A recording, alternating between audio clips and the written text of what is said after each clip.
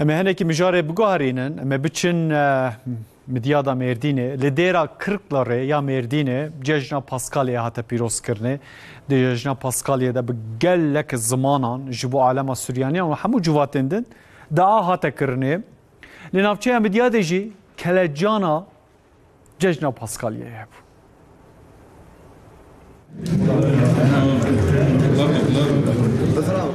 لمردینه هر سال جشن پاسکالیه تی پیروز کرن. ای سال جیش بو جشنی آین اکه تایبت هاتلی درخستن. داین آل دیرا کرکلاری دعول انجیلات خواندن.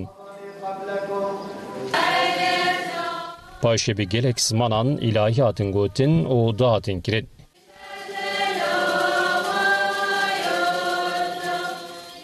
گلک سوریانی فله و کسیندن تبلی مراسما جشنی بون.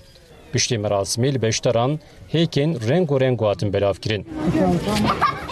Li Midyata Mêrdînê jî kelejana Paskaliyê hebû. Ji gelek welatan Suryanî hatin navçeyê û cejna xwe pîrozkirin. Îro zanin eydê me ye, eydê di qiyûm tu em dê qom moran min qebro Paskaliya Beyramiya. وکه ایرو ودیتن و در گل قربالوق بوج اروپا جیزه خلک ما هاتیا جماعت ما هاتیا ایرو ایدما یا عیسی مسیح گو مزار رابویا یا جمره گل کی مهمه پیشتی پنجه روجی ایرو ایدما مزنا عیدا هر کسی پیروز به و خود سلامتی بخیر ترکیه و دنیای تمامی Teşeyan di merasima cejnê da bi Suryankî dakirin.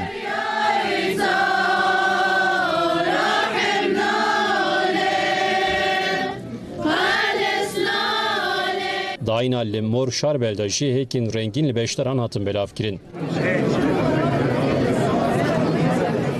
Pîrozkirina cejnê bi îlahiyên Kureya Ciwanan bi dawî bû.